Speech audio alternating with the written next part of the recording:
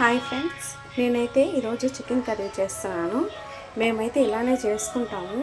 So కొంతమంది డైరెక్ట్గా కూడా వేస్తారు, కానీ నేనైతే ఫస్ట్ ఉడకబెట్టుకొని చికెన్ కర్రీ అనేది చేసుకుంటాను. సో గ్యాస్ మీద పెట్టుకున్న వెంటనే ఉప్పు వేసేస్తాను.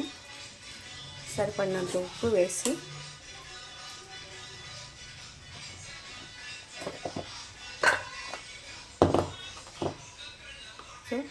పసుపు వేస్తాను. కొంచెం చాలా రకాలుగా చేసుకుంటారు, నేనైతే ఈ స్టైల్లోనే చేస్తాను. నాకు ఇలానే నచ్చుతుంది, నేను అందుకని ఇలానే చేస్తాను. సో పసుపు వేసుకున్నాను.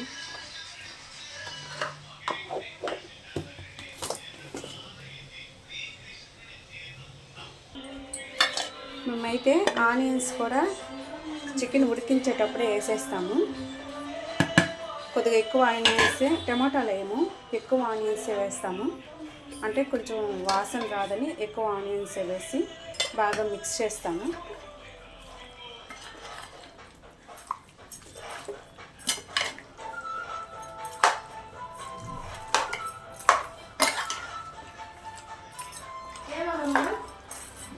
వాటర్ కూడా ఎక్కువ ఏం ఫ్రెండ్స్, ఎందుకంటే ఆల్రెడీ ఇది ఉడికే కొంది ఎక్కువ వాటర్ వస్తాయి కాబట్టి వాటర్ కూడా ఎక్కువ వేయము. సో ఇది బాగా ఉడకనిచ్చేసి ఇది బాగా ఉడకపెట్టుకోవాలి. ఇలాగే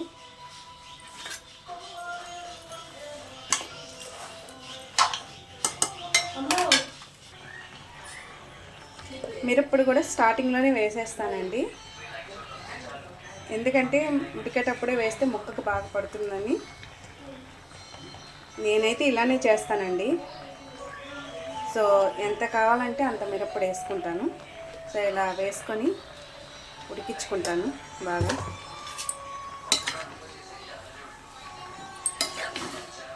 కలుపుకోవాలి మిశ్రమాన్ని అంతా. చికెను ఉడికిపోయింది ఫ్రెండ్స్, చూడండి. నేనైతే వాటర్ అసలు వేయలేదండి. సో చూడండి ఎలా వచ్చేసిందో.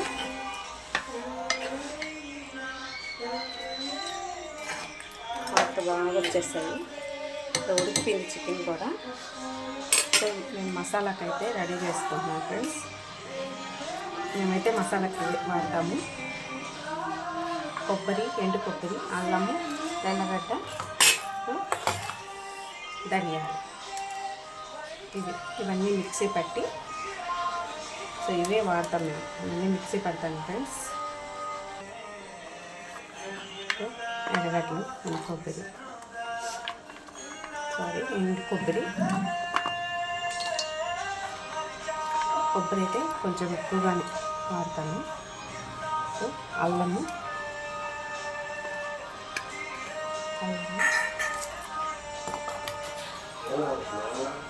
ధనియాలు,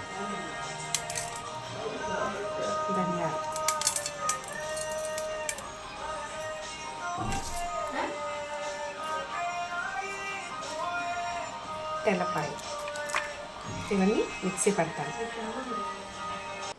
ఇప్పుడు ఇంకో గిన్నె పెట్టుకున్నాను ఫ్రెండ్స్. ఇది తిరగమాత వేస్తున్నాను. కొద్దిగా ఆయిల్ ఎక్కువ వేస్తాను.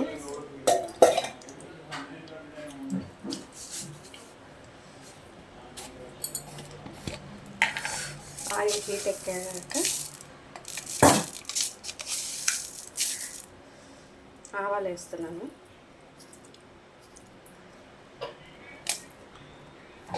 ఆవాలకి బాగా వేగిన తర్వాత ఆనియన్స్ వేసి బాగా మిక్స్ చేసుకోవాలి.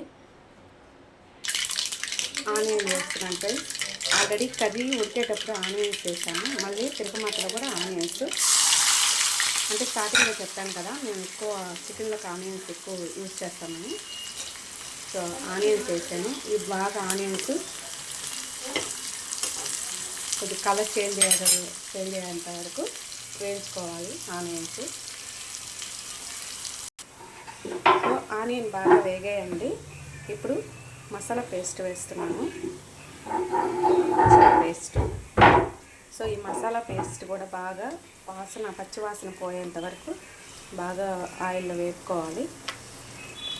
సో మనకి ఎంత కావాలంటే అంత మసాలా వేసుకోవచ్చు.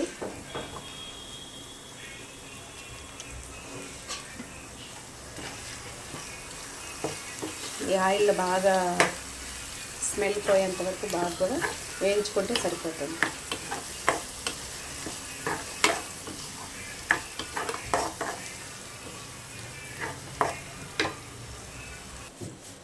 బాగా మసాలా వేసుకున్నాను కదండి, ఇది ఇందులో వేసేసాను.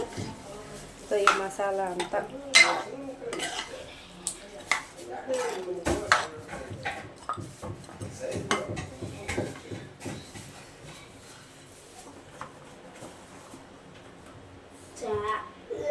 కరివేపాకు వేస్తున్నాను.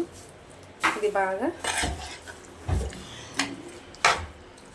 ఈ మసాలా ఈ ముక్కలకు పట్టేంత వరకు బాగా కాసేపు ఉంచుకోవాలి గ్యాస్ మీద ఇలానే.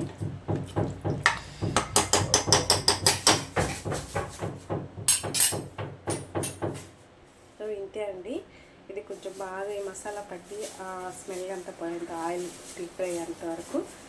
సో ఇంతే, మా స్టైల్లో అయితే ఇలానే చేస్తామండి చికెన్.